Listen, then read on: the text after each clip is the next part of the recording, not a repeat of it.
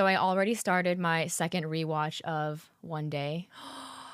It's so good. I really want to actually go back and watch it again. I already told myself I would. It's actually a completely different experience. I've realized that when I watch something the first time, I don't clock the soundtrack. Interesting. It's almost like my ears completely ignore that part, but as I'm rewatching, I'm like, oh, I love this song. Oh, that's one of the things that I noticed the most. Really? Because the lyrics in the songs that they use are so tied into the scene. Exactly. And how was I ignoring that before? That's probably one of the first things I noticed about the show. And what I loved about it Wow. was how it was all tied in, and the music really amplified the feeling of the scene. And so for me, the reason why I want to rewatch it, we're talking about the show One Day on Netflix, by the way. With Ambika, Maud, and Leo Woodall. Yes. So good. I was finding myself trying to rush through it because I wanted to see what happened. Because you hadn't seen the movie or read the book? No. And I just wanted to, I knew everyone was saying that this show broke me open. So I knew it was going to be sad, and I love to cry. So I really wanted to get to that part. And so I want to rewatch it from taking it slow and really soaking in the whole storyline. So, yeah, that's really interesting you mentioned that, because I think that is my intention as well when I binge a show for the first time. I'm just trying to find out what the hell happens. Yes, yeah. But once I know what happens, I can actually enjoy all of the elements unfolding. And I think that's why all of us are rushing through life, because we like really want to know what happens.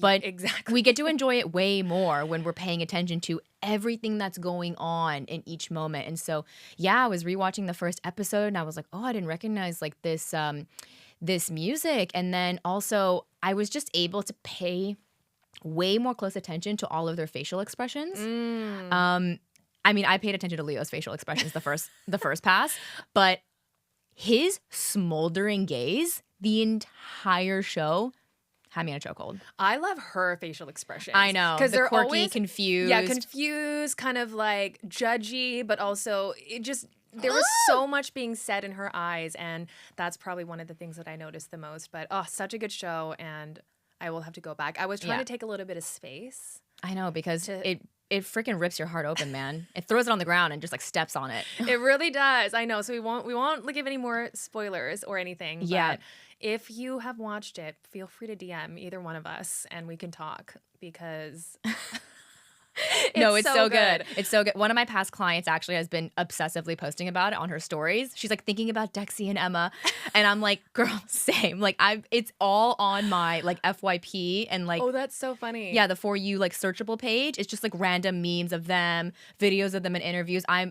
I'm like that person who, after watching a show, you have to go down the entire rabbit hole of their lives. I've watched so you can many stay in it. YouTube videos of them asking each other questions and just their chemistry. Wait, I didn't know you were doing that too. Oh my God, I do this all the time. So you watched the one where they were like, oh, what was your favorite scene to film? Yeah. And then they were like, what do you remember, or what was like a funny memory that you had of shooting? And their favorite scene was the hill one. Arthur's seat. Yeah.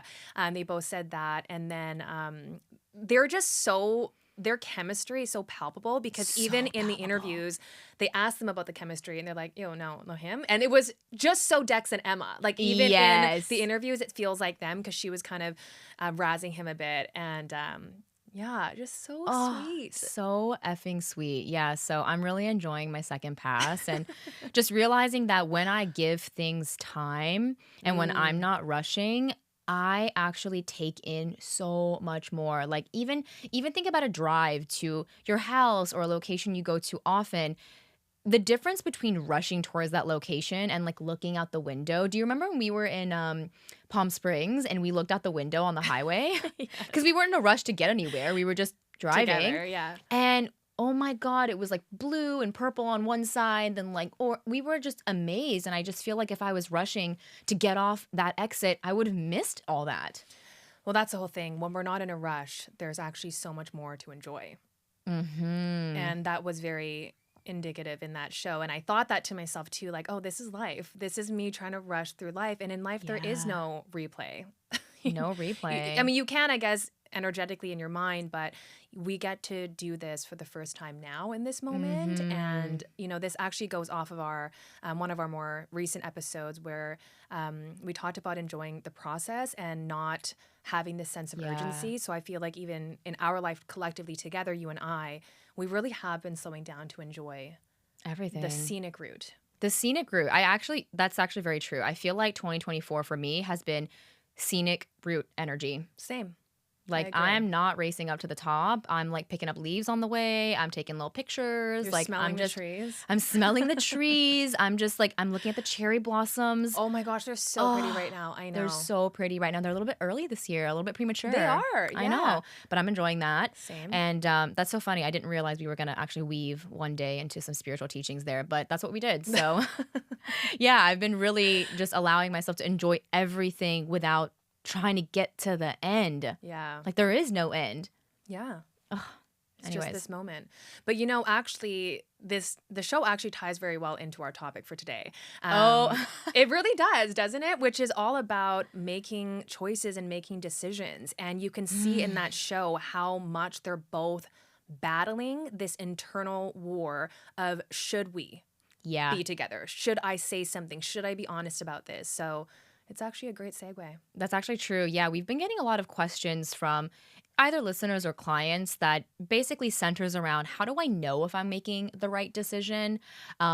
What sort of signs or signals or symptoms will I experience? And I think that that's a really difficult paradigm to make decisions from if Yeah. you've been conditioned not to trust your own feelings. So trying to use your own emotional body and feelings to make decisions will not necessarily be the right barometer for you because maybe for the longest time, the only thing that's ever felt safe to you is going against what you desire, right? Like that might feel the safest to you. And so you might be going against yourself and your values and making a decision.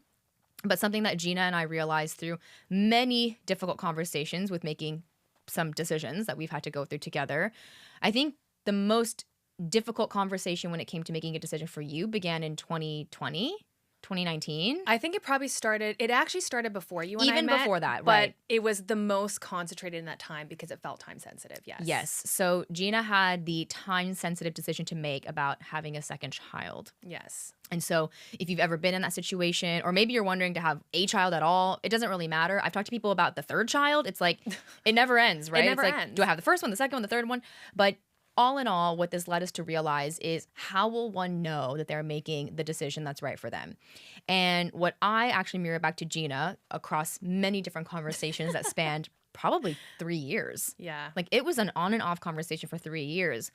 And my reflection was there is no decision that is going to either reward or punish you. Yeah. And therefore you don't need to stand in this like limbo and dilemma of like, but which one is right or which one is wrong? Because when you ask yourself which one is right, you're proposing that one of them is actually wrong and you don't know which one it is. Well, the other element of that too is that you might feel like it's right now, but what if in a few years I feel like it's wrong? And so that was also tripping me up. Exactly. And of course, like our perspectives are changing all the time, but what we landed on was it doesn't actually matter to the universe, right? Or even your future self, like which decision you make, like neither one of them is right or wrong, but regardless of the decision you do make, you have to love your reasons.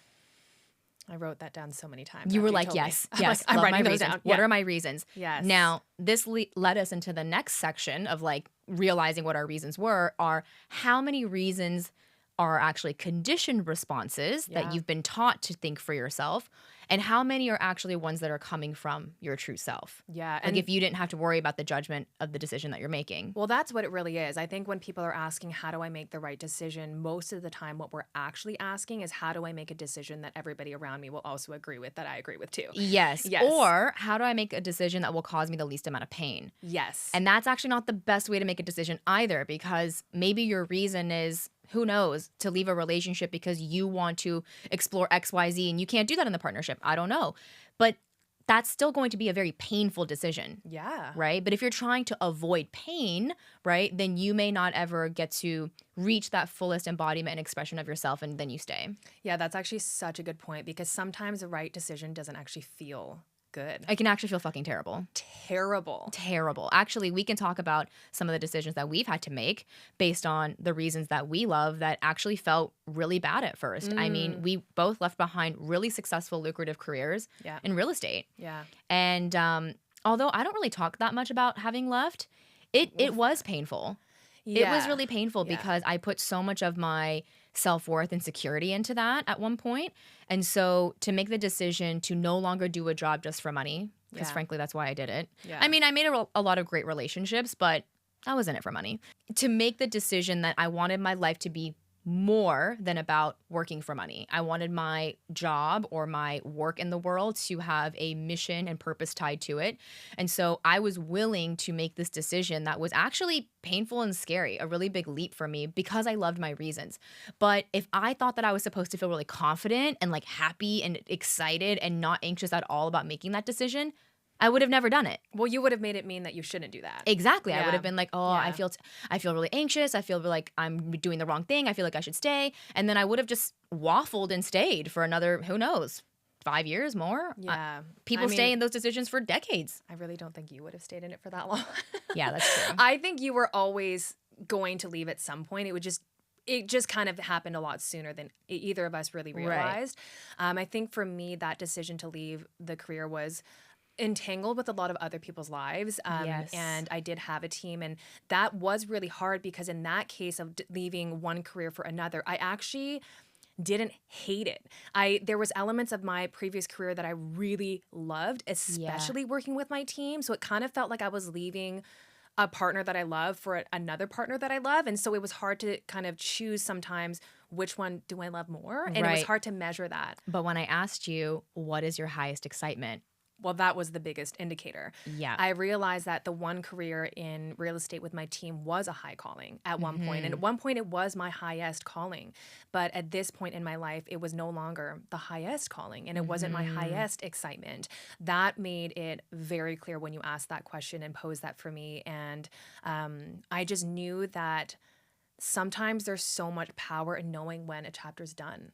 Yeah. You And know? it doesn't make it painless. No, it doesn't make it painless at all. And it also doesn't make it a waste. I think that's another thing that a lot of people do when they're leaving either a relationship or a job, job. whatever it might be, is, but I put so much time into it. That was definitely something That's a I said huge to one. myself because I was like, it's been 9 years and I've built all of this. But again, there was something really empowering to know when the chapter was over and that it was never a waste because I definitely have a core belief that energy is never wasted. And I was really excited to be able to close it before like it closed me, you know, to be able to make that decision on the front end before waiting to kind of be pushed out. And I also realized in that moment that, yes, this might create some level of discomfort for the people around me. And I also had immense faith that they'll be more than okay and that they Yeah. are absolutely capable of dealing with their own, fallout from this happening and that ultimately they would be led onto the path that they're meant to be on because I'm letting myself be on the path that I'm allowed to be on. So I do have a belief that when we are honest about our reasons, we actually do open the door for other people to be honest about their reasons in their own life versus me trying to people please and trying to make everyone happy, which in that It's a point, losing game. it's a losing game because yes, I could have stayed in that and been there with my team, but energetically at some point they would feel the disconnect that was alive in me, which is not fair to them. Totally. And that actually kind of defeats the purpose of me trying to do this for them, right? And so my reasons really came down to what is my highest calling. And I mean, one of the questions I asked myself was kind of going into the future and what will I have wished I had done? And that just made it very clear for me that I know that there would be the future version of me saying, yeah, I'm so glad that we made that decision when we did. I love that. I think actually what we're realizing in this conversation is that asking yourself the right questions help you clarify that's what your huge. reasons are. Yeah. And so when it comes to like making those decisions that might elicit pain, and we think about this whole, I've heard that so many times, like, but I've spent so much time on it. Yeah. But yeah. what I would ask to that is, does it excite you to continue spending more time on it? Yes. Like, does that excite you? The idea of spending more time, building it up more. And most people are like, no. So true. Like, it seems so obvious that, like, actually, no, I definitely don't want to spend more energy on this. But then we're making a decision based on how much energy we've already spent, which isn't really who we are anymore. That's who we were. Exactly. But who we are now is that's not where I want to put my energy. And so we have to be actually willing to be courageous enough to face the truth of the moment because that's why we struggle with decisions because we actually already know what the truth is. I Yeah. want to leave or I want to go or I want to change. But what's keeping us from the not changing, the not going, the not staying or whatever is but the past. Yeah. but the past. And so we keep using the past to keep us from moving into a new present, a new reality, a new future. Yeah. And so sometimes I'll even ask my clients, like, what if there was no past, right? Like, what if this Mm. 10 years you spent building your medical career, like, didn't even exist? What then? Oh, well, I would just like Right. blah, blah, blah. It's like, well, that's the opportunity you have right now. Yeah. You're just creating this illusion of like the past and like all the decisions you've made. And then So you're true. literally recreating the past all over again. And so you have to be willing to accept that past is past. It was a different version of you. And Mm-hmm. now, who do you want to be? And Mm. who would you be regardless of who you've been for 5 years, 10 years, 20 years, Yeah. right? How can you be honest about the truth of the moment? The truth of the moment. And being okay with that having changed, like you said. Because I think that's sometimes what's really confusing. I mean, I can now circle into the whole kid conversation Yeah, circle because back. um, this decision was so hard. And part of the reason why it was hard was because I kept going back to, but I never thought I was going to have only one. It was So an old it identity. was an old identity, and the decision that I would have made years prior, I wouldn't have only one kid. So because Right. of that prior decision in my brain, it kept resisting up against the reality of what I wanted now. Yeah, your current self was literally warring with your past self in your Exactly. own psyche. Yes, And that's actually what stalls most decision making is it there's a is. current you who has a desire, whether you're willing to acknowledge that or not. And then there's a past you, if you will, like a past form of your conditioning, an old identity that's still trying to like be alive. Yeah. And yeah, I mean, you kept saying that to me, like, but I always thought I was gonna have two. And I'm like, but do you want to have two now? I know. But that kept clouding your judgment because you were like, but that's what I thought I wanted for so long. Yeah. But it's like, but do you want it now? I know. But then it was like, but what if in the future I change my mind? Because part of it, I think, is what you said, that it's hard for us to trust ourselves Yes. in any given moment. And I think for me, especially for any parent, you will understand this, that when you go through the first few years of their life, you're like, I'm never doing this again, especially the newborn stage. So part of it was, am I saying this because it's just been so hard? Or am I really saying this from a place of this is what I want? And that was really hard for me in the context of kids because, once my daughter turned 5, 6, 7, 8, I wasn't sure if I would then change my mind because now it's Mhm. easier, it's different.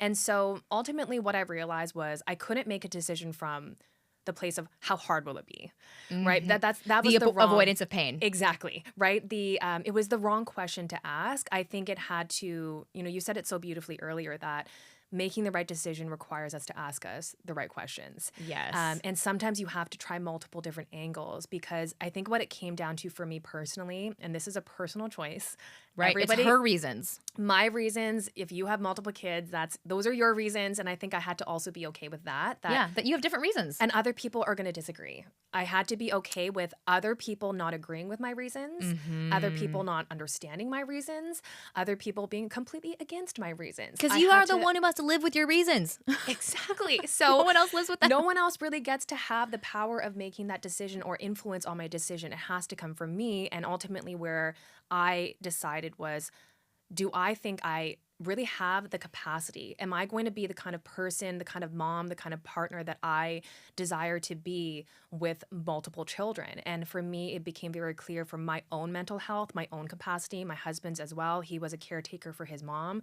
We had a lot of other decision making factors built into that. And I just knew that the kind of mom I wanted to be, the kind of person I wanted to be, it would have just been more conducive for me to have only one. Yeah. And honestly, I mean, we're now Actually, 3-4 years past that. yeah. And you were actually giving birth to another baby. You just didn't realize Oh it. my God. It was this. It was this.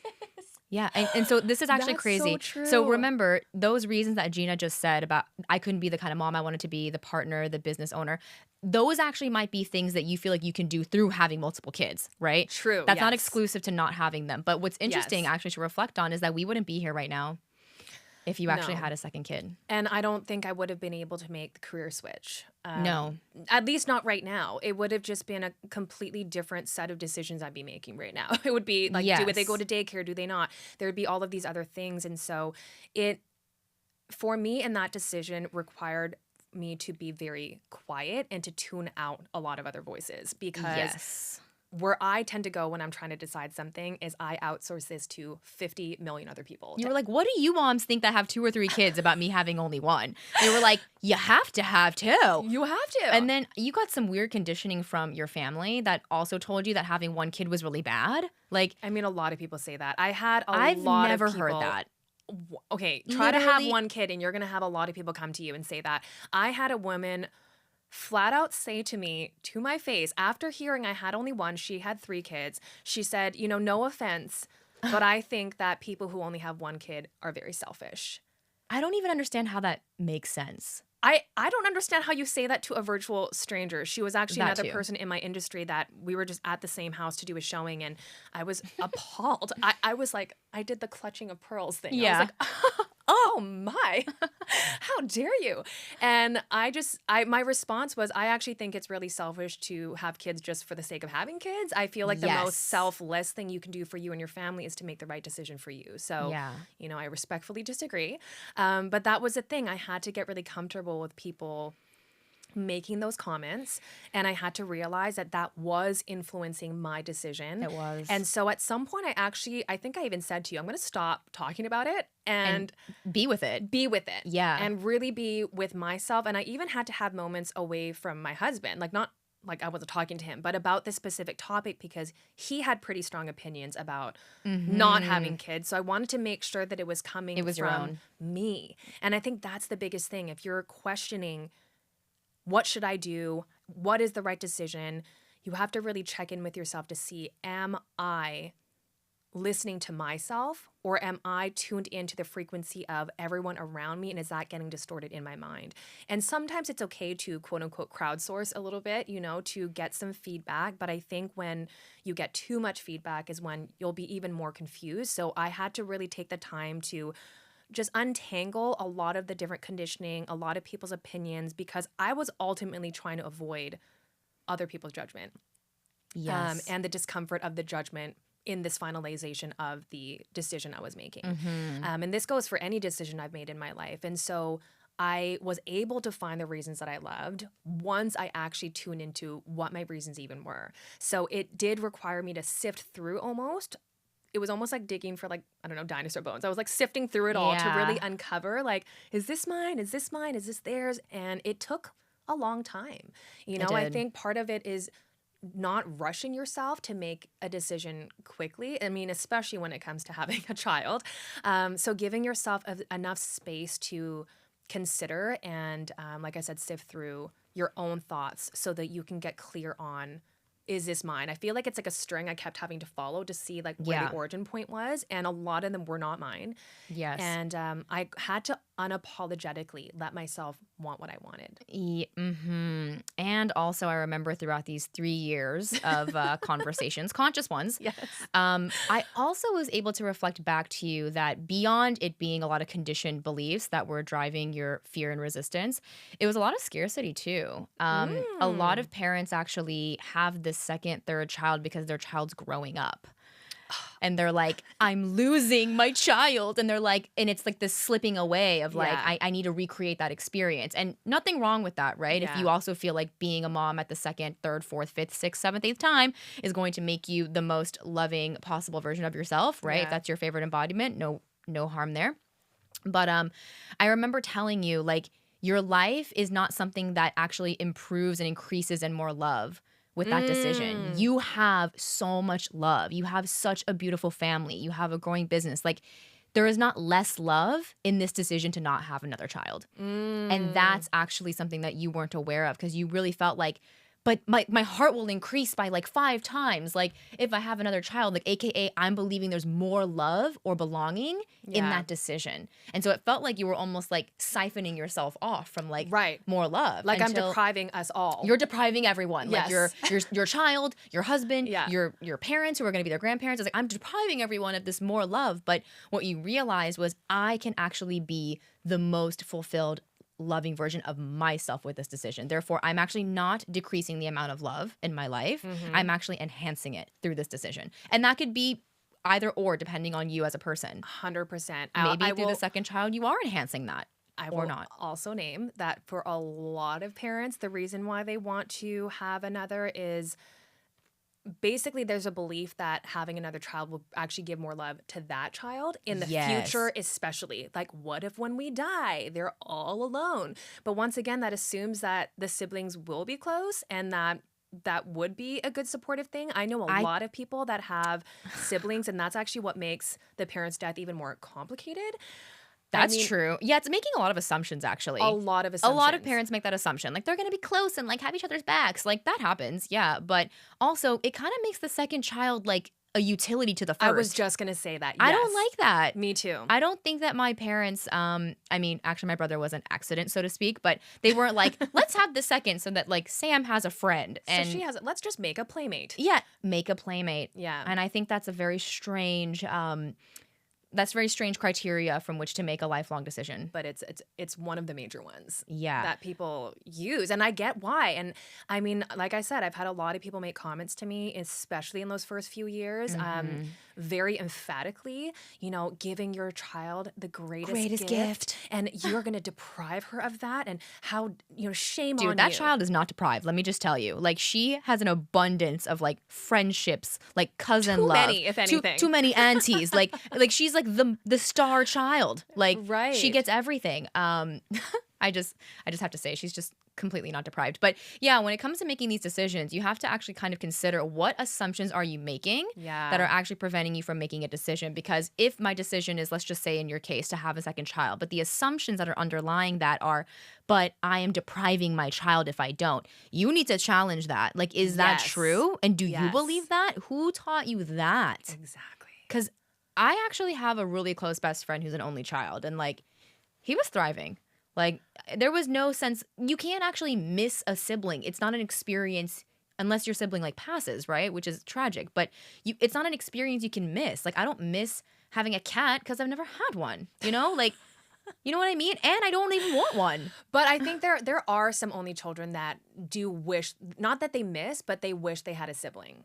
There Because would of what they're assuming it would mean. exactly, and you don't know that having the sibling would have made your life better. You actually don't know that. So I would constantly challenge a lot of people, but really I was just challenging myself and my own internal Yeah. thoughts that I was having. And so I think this just comes back to sifting through to see the thoughts that are in your mind and follow the origin point of whose thoughts are these, whose beliefs are these, whose assumptions are these. Is this truly what I want, or is this what I want for the sake of somebody else, or because I don't want to have the conversation about why I am choosing this decision? And part of it is being okay with people not agreeing with your decision. Yeah.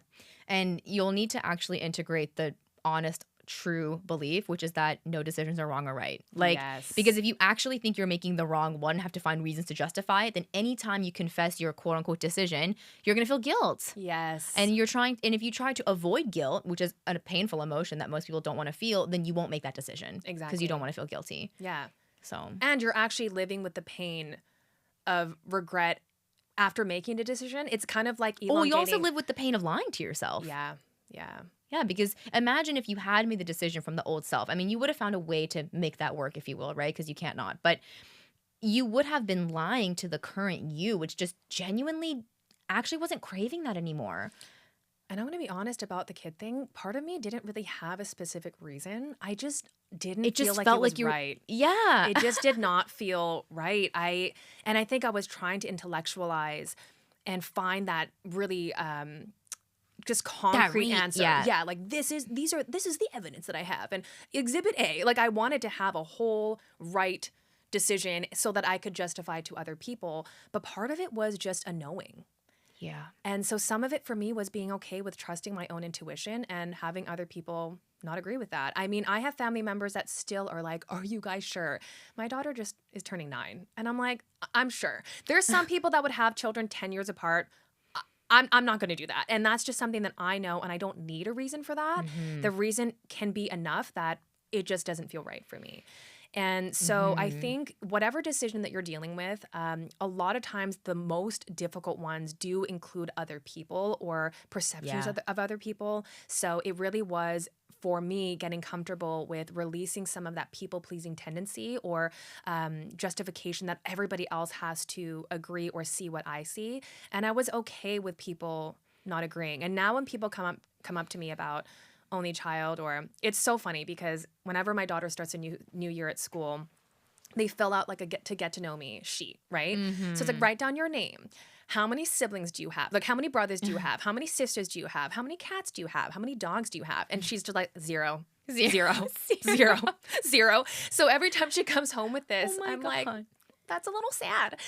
But I, I actually forget where I was going with that. What was I I mean, saying? that's just not the only way to like measure all that you have in your life, right? Obviously Which is not. Yeah. interesting that they would like make them take an inventory. It is weird. And then that just goes to show the socialization of how Yes. everyone is geared towards having multiple kids. Yeah. But what I was going to say was at this point now, when people ask me about the only child thing, I'm totally okay when they make their comments because Yeah. I'm so rooted in I made the decision for me, for my family, for my kid. It was a collective decision that we believe was best for us.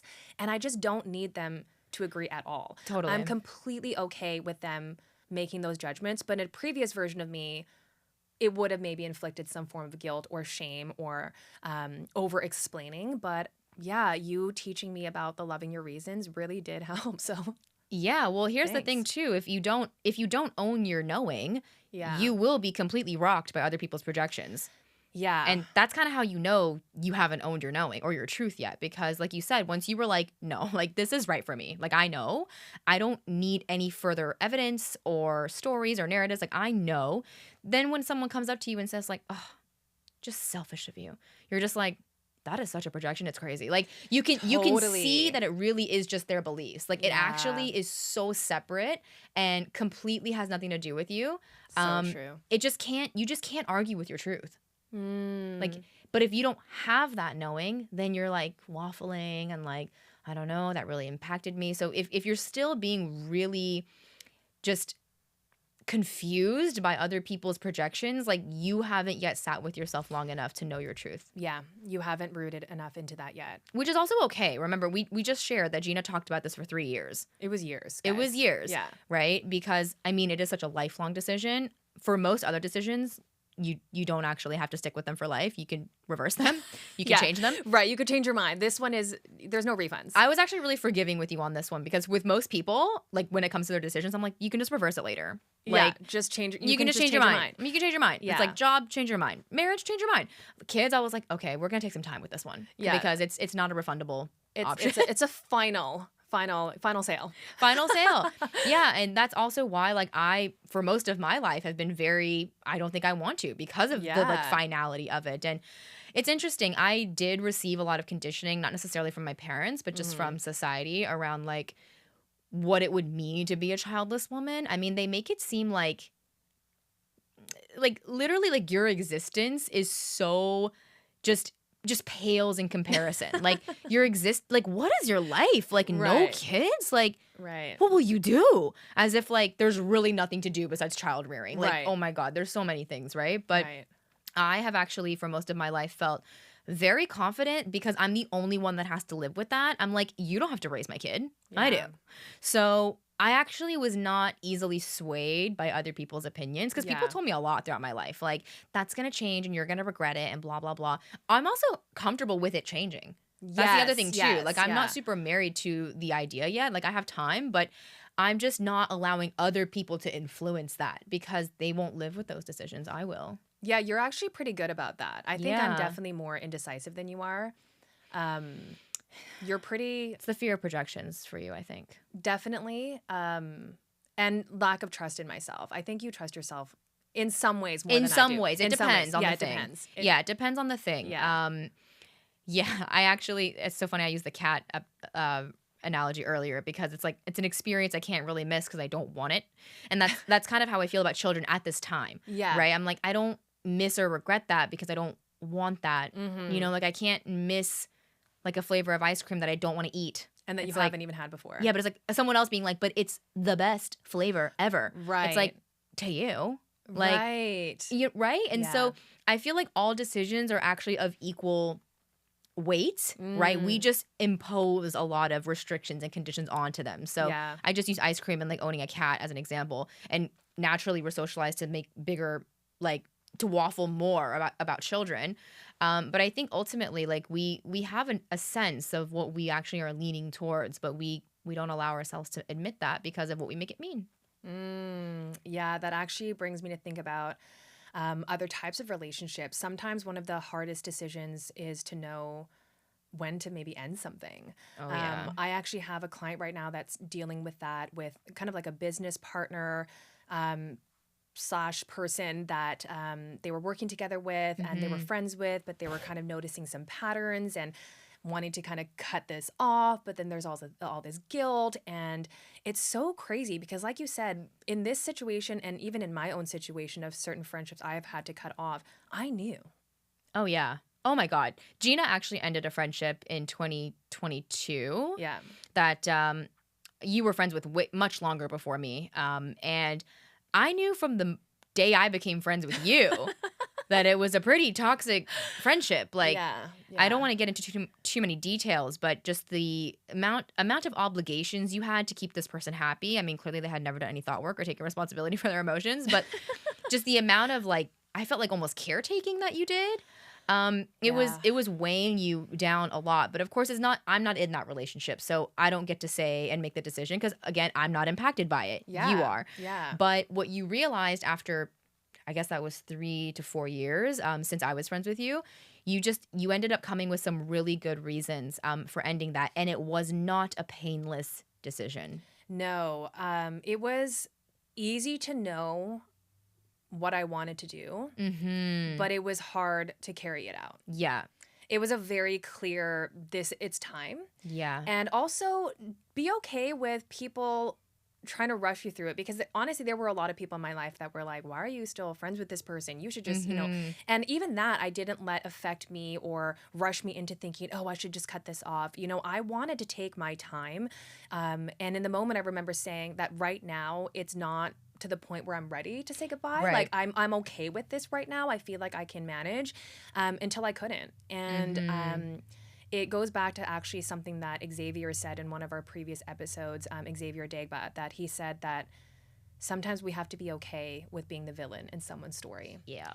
And I accepted that in her perspective or in the other person's perspective, they're going to have a completely different view of what is happening here. Mm-hmm. But all that matters to me is how I see it and how do I want to handle this. And I truly feel good about the way that I did handle that. I did it very consciously Yep. in the most loving way that I could. That was also supportive of me taking care of myself Yeah. while not self-abandoning or ignoring Yeah. my needs. It also wasn't selfish in the sense that you were like, oh, I only care about how I see it. You actually wanted to be in partnerships with people who would be open to seeing it different ways. Yes. So it wasn't just like, oh, this is how I see it, and so I'm leaving. Like, you actually wanted, like, hey, like, can we talk? Like, this is how Yes. I'm seeing it. But there was no, like, we just had a conversation about this, about Yeah. keys to a fulfilling relationship. We talked about how there has to be a natural clarifying of assumptions. What did I miss? What information do you have that I didn't have? Like, there needs to be Yes. that in Yeah. order to clarify what is being perceived and how to bridge things together. Mhm. And that was what you were missing. And so Yeah. that's when you finally were like, okay, like, this is how I'm seeing, and they're not even willing to see it my way. So it wasn't like you just suddenly were like, fuck that. Totally. It definitely was- wasn't that. It yeah. wasn't like well, I'm going to ghost you and fuck off. Like it wasn't Yeah, I it wanted wasn't people to this know that. aggressive yeah, just cutting off of this person. It wasn't like that. It Mhm. was a very conscious kind of a step-by-step process, but it was one of the most eye-opening experiences for me because I could Yeah. really see where this people pleasing was stemming from. And I could see that ultimately what had held me back from making this decision for myself that I knew was right for me was because I was trying to control the way that the other person saw me. And that's really what people pleasing boils down to. It is. It's a control of how other people see us. And so we're going to shape shift so that we somehow can control them to see us in the way that we want them to. But the reality is, even if you do all the right things, they still Well, might have a certain opinion of you. I was just going to say what's funny is she already had negative opinions. Exactly. Even though you were trying to do all these things. So, yeah. And then, like Xavier said, you have to accept that doing what's right for you, like, you might end up being the villain in the story. Like, And that doesn't mean that you're the villain in your own. no. And that's what I had to really root into for me was I'm being my own heroine and I'm doing it in the most loving, conscious way that I can and in the most supportive way that I could for both parties. And there's an element of trust that this person will go through their own journey and it's for them to deal with and for them to process. Again, not like that's your problem. Not like that, but we all have our journeys to go through. I mean, I've been on the other side of these scenarios too, where maybe I did something to somebody and maybe, they're not happy with me. And then that's my work to do. I mean, even between you and I, Oh, yeah. there's been things where, we go through things and I'm like, oh, I should maybe have worded that differently. And that's my work to do. It's not your job to do that for me too. And that's often when we feel overwhelmed is when we're carrying what's not ours. Yes, that's huge. I think that's why we continue to grow and evolve in our relationship, because I don't actually give you the responsibility of taking my feelings away or changing them. I know. Literally ever, because I do thought work. But we do engage in conscious conversation with honesty about what I am feeling. I bring it to you. Yeah. I just don't say, So now true. do something different and fix it. Yeah. Right. And I also don't rely on your actions to feel love. Right. The feelings of love I have are about my perceptions of you and what we share. They're not like, oh, Gina sent me a nice text today, or like, oh, Gina reminded me, blah. Like, I'm not using and manipulating her to make me feel okay. And that's like the way that most people know how to be in relationship. That's so true. That's I mean, most people. even in work, right? They're Yeah. waiting for the person to tell them they did a good job Yeah. or that, you deserve this promotion. But like, what do you think about you, right? Yeah. I'm trying to think of other examples of Hard decisions that people are making. Well, we have a lot of clients leaving their jobs. Yeah, a lot. Actually, I didn't think that I was signing up to be like a career transition coach, but I feel like that's kind of what we are in a lot of senses, because It's so true. so much of what we do is help people realize that every decision they've ever made has been from fearful conditioning. Yeah. Like the shoulds, the have tos, the what if I don't, the I will feel guilty if not, the my mom. It's like, oh my God, like you haven't made a single like self-led decision in your fucking life. Yeah. And so once they start to realize that, they're like, well, this isn't the job that I would have chosen for myself if it wasn't for that. So naturally, give it like 3 to 6 months, they start like clicking and they're like, this is not where I want to be. And they have to Yeah. own that, and then they Yes. have to act differently. So a lot of people have been leaving their jobs. But of course, in the beginning, they do the same old thing of like, well, should I leave? Should I not? How do I know? But then what actually becomes clear to them, or their decision criteria or reasons, is that they don't want to live a life that was conditioned for them and not Yes. chosen by them or Yes. designed by them. They're like, Yeah. oh, I was like literally like robot mode when I chose this. I wasn't even me. Like I wasn't regulated. I wasn't listening to myself. How did I get here? It's kind of like, I don't know, like everyone's having their midlife crisis pretty early these days. It's like the quarter life now, right? Yeah. Everyone's becoming more conscious. So around like 25, everyone's like, what the fuck am I doing? And they're realizing, oh my God, I didn't make this decision.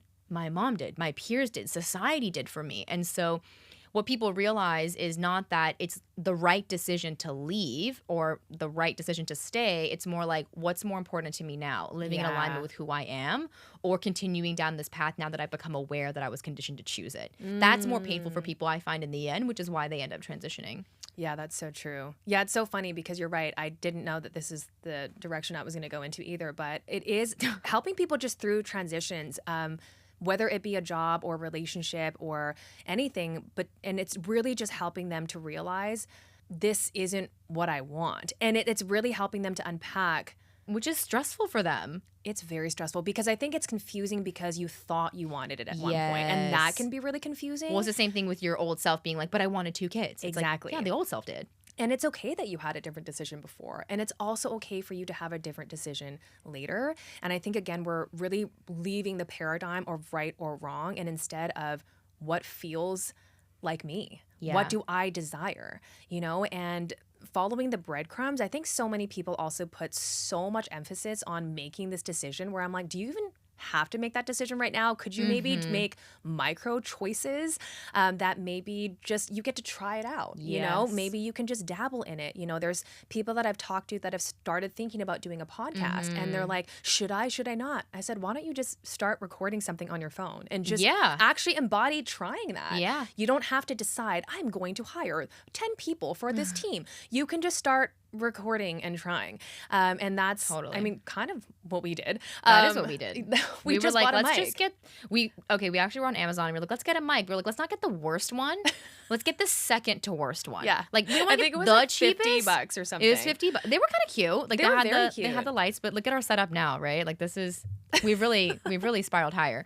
But yeah, it wasn't like we are going to grow a podcast brand. It was just Yes. like, let's just record our conversations and like see.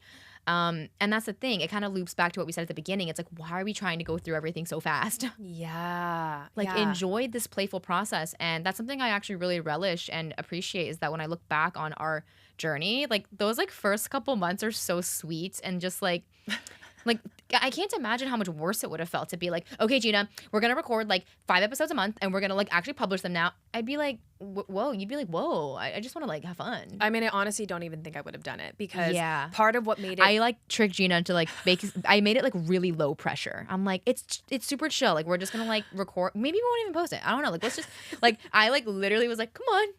It's just for fun. It's just for fun. I know you baited me and Yeah. manipulated me in the best way possible. I feel like once they were uploaded, you were like, oh, like you No, knew literally you that knew, was. you knew that was happening, but you were like, wait, other people listen to it? I'm like, wait, we have episodes and we're going to have to keep on recording and people are going to keep listening? I was like, but it's for fun. It's for fun.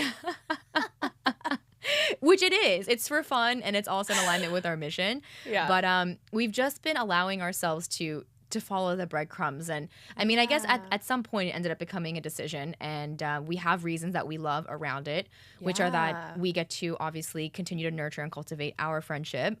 Our dream was to always work together, even when we were in real estate. Yeah. And then, of course, our other reasons are to serve our community and to Yeah. offer them conscious dialogue and insights that have helped us along our journey. Because anything we talk about, decision fatigue, breaking generational trauma cycles, conscious relationships, it's like these are all things that we've had to spiral through. Yes, absolutely. And so I love that we get to bring this to other people. It's like the greatest gift. Well, that's what made me just realize my next thought, which is that when you make that first micro decision, micro choice, whatever it might be, often what ends up happening is that more reasons come.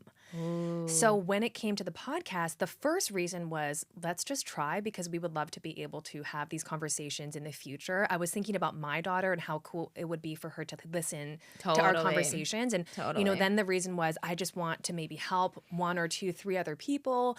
And 1 to 3. under 5. Just a cool couple 3. Just a couple. And now the reasons are completely evolving and shifting because we're actually seeing the impact and we're actually in relationship with the people that are listening to us. And I'm seeing firsthand what happens when we record these things and Yeah. the breakthroughs that other people have. So my reasons are growing. And Yes. so Also, though, our excitement for continuing to build this keeps rising. exactly. And honestly, if one day I woke up and I like had zero excitement to show up in the studio, we would stop. we would stop. We actually decided that in the beginning. That was a commandment. We have twin commandments. Yeah. When we said if it's ever a no for one of us, it'll be a no for both of us. Yeah. And obviously, it wouldn't be this immediate. We're not doing this anymore. Right. We would It would be an obviously explore- exploration yes, of our thoughts and feelings. But yeah. even with the having one kid thing, as time went on, I just collected more evidence that this is why I made this decision. Yes. And even now, like I love how close we are with our daughter, and we love us. Our daughter. I meant me and my husband, not No, you. I interpreted that as me and your daughter. I mean, basically, it is like our daughter, our child. I feel like you guys are more both my children than that you and I I'm are like the the big parents. sis. You're like the big sis for sure. But yeah, like more reasons have come or more evidence has come to support my decision. And I will say that I could very easily look for reasons that don't support my decision. But because I've made this choice and because I love my reasons, I keep looking through the lens of how has this been supportive for me? How that's a has good this question. supported my highest calling? How has this supported my highest desires? And I have so much evidence of that. But I could see a different version of me looking for reasons of, did I make a mistake? Did I do this? Should I have made something different? Those are But terrible questions because then you're looking Terrible. for them. You're literally looking for them. And your brain will find them. Oh yeah. Oh Yeah. yeah. I love how we actually centered around that, what questions you ask yourself will help reveal different bits of information. Actually, something I tell my clients all the time, or maybe I don't tell them, I just sense it, but actually what questions they're asking me reveal to me what paradigm they're in. 100%. It's like I don't have to do much. Like they just ask me something and I'm like, I know what the problem is. Yeah. Yeah. And so, yeah, ask yourself better questions. Maybe we'll actually post some into the Spiraling Higher community. Good Our free idea. community. We'll post some like really helpful, like clarifying questions that we've used to come up with our reasons for making decisions. Because again, there is no right or wrong decision. There are just decisions that support you and decisions that actually keep you from the most honest embodiment of you. And so yeah, good. we should put some of our questions that we've used to make hard decisions, like having children, leaving jobs, leaving friendships, into the free Spiraling Higher community. That's a great idea. That's a good decision. Yeah. Yeah. Oh, actually, speaking of the free Spiraling Higher community, if you're already inside, we love you for that.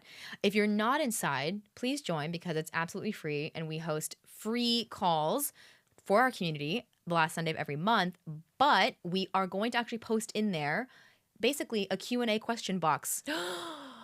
Yes. We talked about this already. Yes, I just forgot. I know, and you just got excited. I got very excited. So we want to ask our community or invite our community to ask us any questions. They can be personal. They can be about the spiritual journey. They can be about spiritual business. Ask us anything. Basically, and ask us anything. And then we're going to like, what are we going to do? We're going to like put them in a little basket or something and then like pull them out? Sure. Because I like the idea of it being a surprise co-creation. I do too. Like, what's the question going to be? I know. I wish it could be like a lightning round with like a ding ding. I want there to be a whole setup, but we'll just use a bowl. I mean, we've already gotten to a pretty good setup here. This feels pretty legit. But it's exciting to think about what else could be on the horizon. But I love yes, that. Q&A. So we'll put that, we're going to do that like right now. So it's like in there.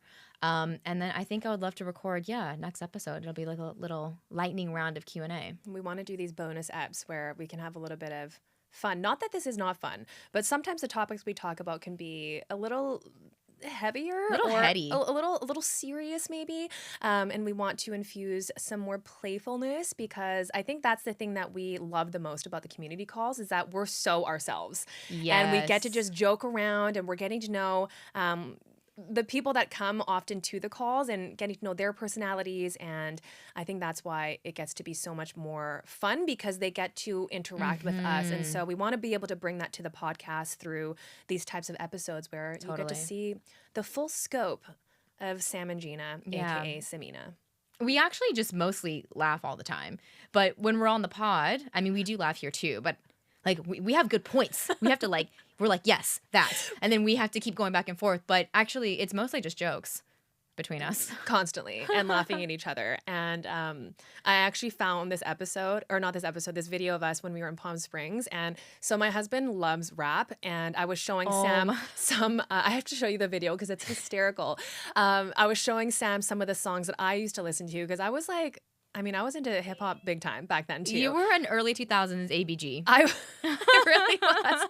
I had blonde hair. I wore the contacts. The highest heels. Oh, the highest you could find. Like it wasn't about heaven. the highest calling back then. It was about the highest heels. The highest heels. But we were recording a video to send to my husband because she wanted to show him us listening to this rap song. But then Sam was wearing this. Basically a loincloth as a skirt. It had like the largest slits. A loincloth, and it was just like between your legs, so it just looked like you were either wearing a diaper or like or like bikini bottoms. And I was like, in the video, I'm like, I can't send this to him. It's so funny. So, anyways, oh my god, remember my camel toe from the yoga pants I was wearing? It was so bad. I was like, what do I do? I just kept like facing you and like pointing at my pelvis, and just like sticking out. Like I was like, what do I do? And you were like. It's really bad. You're like, it's really bad. I wanted to say no one's gonna notice, but I was like, everyone's gonna notice. You had already like guessed that no one was gonna notice, but then I showed you, and you were like, no, everyone's gonna look at that. She's out there. Okay, this conversation took a turn. She made a decision to not wear those. Yeah, because I love my reasons. I didn't want to show off my camel toe. So sometimes decisions can be easy, but that one actually you pitter-pattered a little bit. I did. I was like, I love these pants though. You really love I the never pants. worn them before, and I was like, these are cool. But do you love them enough to be okay with that? Yeah, like that was almost a painful decision. I felt like I'd wasted money on it. See, I spent money, and I was like, but I spent money. Oh my god. So I should wear. But I'm like, but Yeah. now there's a camel toe, so I can't. Yeah. And I have to respect my truth in that moment. Okay. Oh my God, this is so funny. I love it. Okay, so next time, Q&A Yes, episode. Q&A. So if you're still listening to this, make sure you're inside of the free Spiraling Higher community. Our next community call will be in April. Yes. Which I think this episode will air anyways. So cool. You'll know about that. You can Yeah. RSVP. The link is in there. You can even see how many people are attending. I'd love to get our numbers up. We have a lot of people inside, but it's hard to get people to convene on a Sunday morning. Yeah. I will tell you that it's worth it. It'll be a decision that you won't regret. Okay. You won't I regret wanted it. to talk directly to you because I think I will name that I think for a lot of people, there's some level of nervousness to come onto a call where you don't know anybody, you don't know what to True. expect, you don't know, am I going to be put on the spot? So we'll just tell you that usually how the calls go is we start by talking on a specific topic. We'll riff a little bit, we'll share some things, people are commenting in the chat. For the most part, we do put people into these breakout rooms, which I know for a lot of people sounds really scary, but It's the best ever, though. it's the best because everyone there is there to connect Yeah. and there to support and there to hold space. So it's truly the most guaranteed space that you can go into where you know that the person's not going to think you're weird or that Yeah, you know, it's there's something wrong. guaranteed high frequency. Like Yes. it's people who speak your language, know the same things, and so there's a lot less explaining and introduction you have to do. So You true. can just dive into it, and Yeah. yeah, it's actually amazing. I think last week we did, or last month we had like 30. Some people, and quite a yeah. few newbies, which I was really excited to Yes. see. So just really want to encourage that because I think this is the type of thing that Sam would just, you would go on to this kind of call. I would probably go on with like my camera off, maybe change my name Yeah, because I would want to Change be. my- some people. I don't think they change their name, but they do turn off the camera. Then we're like, turn on your camera and say hello. It's safe. But you get to also just, I would just encourage you to test it out because I had a client that was really nervous about coming on. So I said, how about you just come on and give yourself permission to sign off if it's really, you know, too uncomfortable for you. You just to try because I knew that there was a desire there for her to be in conscious community. So since the desire is there, right, when we think about decisions, even when it comes to coming on to something like that, tune into what your desire is. And if you have a Yeah. desire to be in community, follow that and find ways to allow yourself to feel safe with that instead of making the decision that doesn't even give you an opportunity to have that desire met. Totally. Yeah. Yeah. So can't wait to see you inside. SH Free Community. The link is in the show notes. Other than that, hopefully we'll see your questions and get to answer those in the next episode. And we'll see you next time. Bye. Bye.